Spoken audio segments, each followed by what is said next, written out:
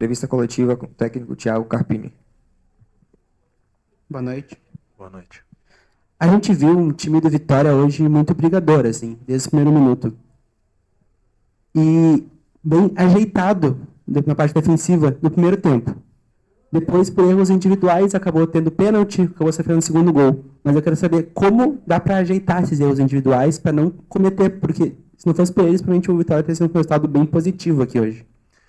Bom, acho que é seguir trabalhando, acho que esse é o primeiro ponto, né? A gente conscientizando, eu falo muito para os atletas do erro grande, o erro que compromete o resultado da partida. O erro técnico de passe, de tomar decisão, isso faz parte do processo, não tem como a gente evitá-los. Hoje foi uma equipe, como tem sido nos últimos jogos, nesse retorno, uma equipe competitiva, que cria chances de gols, né? Tem um padrão bem definido, jogando dentro e fora de casa, independente do adversário, a gente não abre mão de ter a bola, né? Quando tem a posse, de ter jogadas trabalhadas, combinadas, e da competitividade. Nós sabíamos que para enfrentar o Inter aqui, a gente não poderia abrir mão de marcar bem para poder jogar bem. Eu acredito que o detalhe que fez a total diferença na partida de hoje foi o pênalti no último minuto do primeiro tempo. A primeira finalização do Inter, se eu não me engano, foi com 26 minutos do primeiro tempo. Então, jogando em casa, eu acho que a gente conseguiu controlar bem o time com essa capacidade, com esse elenco e que tem por obrigação impor o seu ritmo e vencer o Vitória. Era o esperado. Nós temos essa consciência. Porém, na nossa evolução coletiva e individual, a gente imaginava, até pelo que foi apresentado no jogo, principalmente no segundo tempo, onde nós fomos, por diversos momentos do jogo, superiores ao adversário. O adversário foi mais eficiente, mas nós criamos alternativas e quando fizemos o primeiro gol, nós tivemos mais 2 ou 3 chances que poderíamos ter empatado o jogo. Então, eu prefiro avaliar as coisas boas, potencializar e seguir trabalhando. Os erros individuais, a gente seguir ajustando e dando confiança para os atletas. Trabalhar a maneira que a gente trabalha 5, 6 meses brigando nessa parte de baixo da tabela, entra alguns aspectos também, como emocional, e às vezes o erro acaba acontecendo. Marcelo Góes, Rádio Sociedade, Portal à Tarde. O Vitória teve uma boa atuação, especialmente na etapa final. Contudo, falhas individuais foram determinantes para o resultado negativo. A boa postura na etapa final deve ser mantida para o jogo contra o Atlético Mineiro, que pode vir com um time mesclado.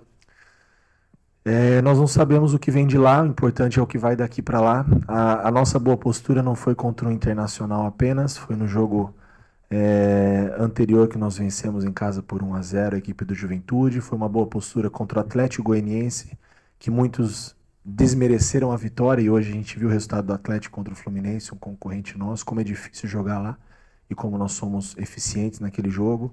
A boa postura foi contra o Vasco, contra o Cruzeiro, contra o Palmeiras, contra o Cuiabá. A gente vem tendo uma boa postura e uma crescente. Nem sempre a gente consegue reverter essa boa postura e um bom jogo em resultados. Isso faz parte. Nós estamos jogando uma competição de altíssimo nível. Sabemos a disparidade que nós temos, às vezes, de investimento de um clube para clube, ainda mais, como eu falo sempre, insisto nessa tecla, né? A gente vem reconstruindo o clube de uma série C para B, da B para A. A gente sabe que a nossa dificuldade é grande e que a nossa competição é outra. Então, eu estou muito contente com a performance dos atletas. Claro que a gente não está contente com o resultado, né? Para isso que a gente trabalha, mas tem muito mais pontos positivos a serem ressaltados nessa retomada nossa de retorno, de competição, do que pontos negativos. E as falhas individuais a gente seguir ajustando e trabalhando. Guma Guedes, Itapuã FM. Carpini, como você avalia esses erros nas tomadas de decisões, sobretudo quando ocorrem nos minutos finais ou iniciais, como aconteceu nos 2 primeiros gols do Inter? No final do primeiro tempo e no início do segundo. Isso são coisas que não dá pra gente controlar, gente. Tomada de decisão do atleta, a gente procura dar tranquilidade, serenidade, coisas que a gente repete durante toda a semana, mas no calor do jogo, no cansaço, na tomada de decisão, são coisas que a gente não consegue controlar.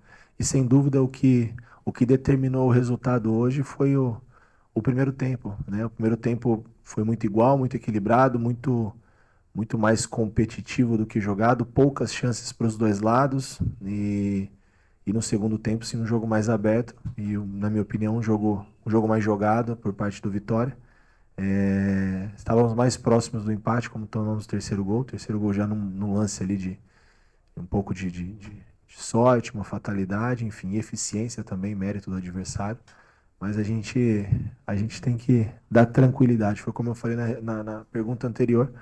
São 4, 5 meses lutando nessa degola, né? Então isso tem um aspecto emocional. A gente precisa cuidar agora e dar carinho para os atletas. Agora é hora de apontar esses erros grandes, apontar ninguém, procurar culpados. Agora a gente precisa seguir trabalhando, evoluindo e nós vamos competir forte aí até o final. Gabriel Galindo, Canal Dinâmico. Qual foi o pensamento ou estratégia quando você manteve os 11 atletas que estavam em campo até o final do jogo, ainda restando 2 alterações? Com alguns jogadores aparentemente exaustos, como o Luan, por exemplo. Eu não sou obrigado a fazer as 5, gente. Eu tenho a opção de fazer. O Luan me deu uma sustentação. Aí eu respeito, são opiniões. Você viu o Luan exausto, eu vi o Luan muito cara que preenche o setor de meio. E se você puxar no retrospecto anterior, muitos jogos que nós não tivemos a proteção do Luan durante a partida, quando ele precisou ser substituído ou quando ele não participou, nós tivemos um pouco de dificuldade e acabamos sofrendo ali revés. Então não tinha por que mexer. O Willian entrou muito bem, o Everaldo entrou muito bem. Alejandro é um cara de presença diária. Hoje nós não tínhamos o Lauan, não tínhamos o Janderson. Promovemos um menino que treinou com nós uma vez. Eu acho que não tinha, a não ser que fosse uma situação física que o Alejandro não suportasse. A nossa linha defensiva, Esteves e Raul, muito bem, mesmo porque nós não temos nenhum lateral direito nem um lateral esquerdo no banco como opção, então vamos lembrar disso também. E a outra opção seria que mexer um zagueiro. Então, fazer troca pela troca. O time estava ajustado, encaixado melhor na partida, mais próximo do empate. Então, eu não sou obrigado a fazer as 5. Eduardo Serra, Canal Rubro Negro. No jogo de hoje foi perceptível que não faltou garra ou vitória e a postura agressiva foi notável também. Porém, podemos dizer que o grande fator para a derrota foi a falta de opções a esse elenco do Vitória? Não, não vamos procurar culpado, não, gente. Vamos procurar solução. Esse mesmo elenco há 20 dias atrás, todo mundo cravou que já estava rebaixado, depois viemos de 2 vitórias, de bons jogos, e aí começaram-se a falar se a gente já poderia projetar a Sul-Americana, agora perde hoje, a gente está falando que falta peça no elenco, então vamos ter equilíbrio, vamos um pezinho no chão, valorizar isso mesmo que você falou na pergunta, o compromisso, a entrega, a competitividade.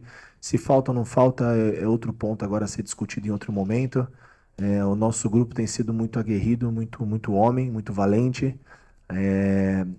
Eu cito isso como exemplo, falei isso na coletiva passada, eu posso usar o Atlético como exemplo. A gente assumiu esse projeto aqui, a gente tinha 7, 8 pontos a menos que o Atlético Goianiense. Hoje o Atlético tá na lanterna da competição, mesmo com a vitória de hoje, e nós aí respirando, mesmo que por aparelhos. Então a gente segue trabalhando e valorizando o que os atletas têm feito de bom. Vinícius Espínola, Rádio Metrópole. A alteração que fez tirando Machado e botando o Willian no intervalo é já para deixar o time encaixado para enfrentar. Também então, um pensamento e também o cartão amarelo. Acho que o Machado hoje não foi das suas melhores apresentações, mas é um cara muito importante para nós. Foi no jogo anterior, um cara que tem uma bola parada muito decisiva. E depois que ele tomou o cartão, o risco da gente ficar com um jogador a menos num jogo desse tamanho, com um adversário tão competente, tão capacitado, era grande. E já pensando também na nossa sequência, talvez seja uma provável mexida, o William, mas também temos a opção do Hiller, nós temos o Leonaldi, que vinha atuando também na função, então nós temos outros jogadores também para avaliar, e eu achei que naquele momento era necessário a gente não correr riscos. Coletiva de imprensa com Thiago Carpini encerrada.